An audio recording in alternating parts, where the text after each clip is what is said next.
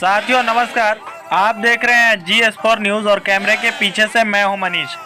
साथियों, पूरे देश में कृषि के संबंध में, किसानों के संबंध में जो 3 बिल आए हैं, अध्यादेश आए हैं, उनके विरोध में आंदोलन चल रहा है और पूरा देश आंदोलित हो रहा है। इसी के संदर्भ में किसान संगठनों ने 8 दिसंबर को भारत बंद का ऐलान किया था। इस ऐलान के बाद तमाम विपक्षी दलों ने इस बंद का समर्थन किया था। इसी के कड़ी में हमारे जपला शहर में कई सारे राजनीतिक और सामाजिक संगठनों ने इस बंद का समर्थन करते हुए बंद को सफल बनाया, जिसकी की कुछ तस्वीरें आप अभी स्क्रीन पर देख रहे हैं। कई सारे राजनीतिक और सामाजिक संगठनों के द्वारा बंद का समर्थन किया गया और बंद को सफल बनाने के लिए सक्रिय भूमिका निभाया गया। बताता चलूं कि इस संबंध में झारखंड के माननीय मुख्यमंत्री मान्यवर हेमंत सोरेन जी पहले ही अपना समर्थन दे चुके हैं और इसके साथ साथ बात अगर सोशल मीडिया की करें तो कई सारे पोस्ट भी वायरल हो रहे हैं। उनमें से एक पोस्ट जो कि अभी आपके स्क्रीन पे है, उसमें लिखा हुआ है, जो कि मैं आपको पढ़ के अभी बता दे रहा हूं।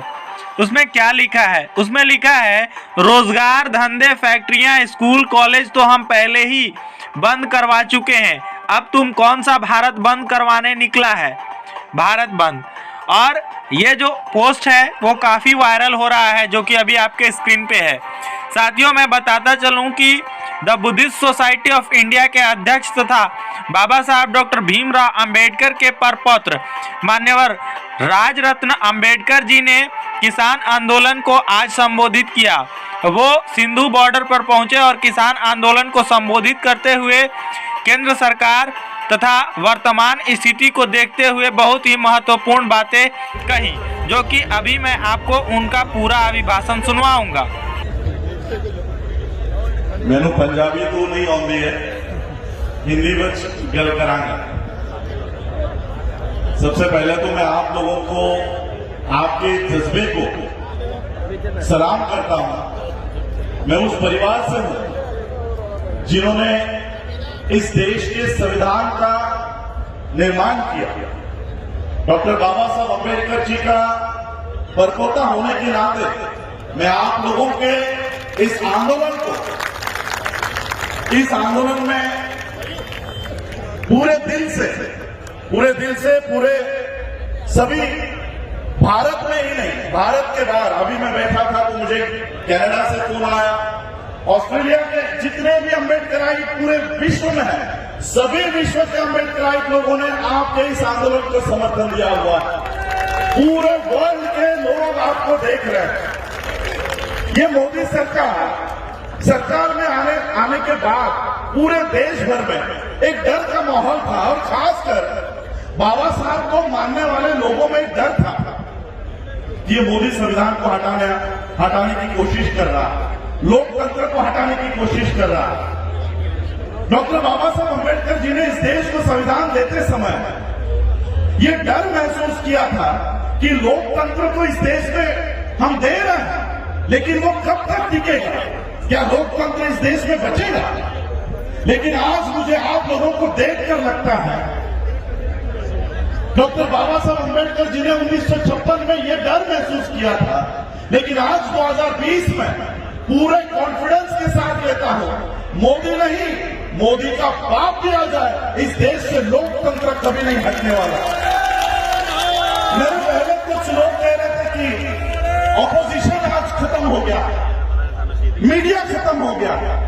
जिस दिन ऑपोजिशन नहीं होता उस दिन ये देश के लोग ऑपोजिशन का काम करते हैं। और आज ये संसद के विरोध में ये देश के सभी लोग, सिर्फ किसान ही नहीं, इस देश का सिर्फ किसान ही नहीं, इस देश का मजदूर हो, विद्यार्थी हो, इस देश की महिला हो, सभी लोग आज इस कानून का विरोध कर रहे हैं। मैं बंबई से चलकर आया हूं, महाराष्ट्र में भी इसी तरह का काम, इसी तरह का दृश्य महाराष्ट्र में भी शुरू हो चुका है, हरियाणा में चल रहा है, पंजाब में चल रहा है। अब पूरा देश ठप हो जाएगा।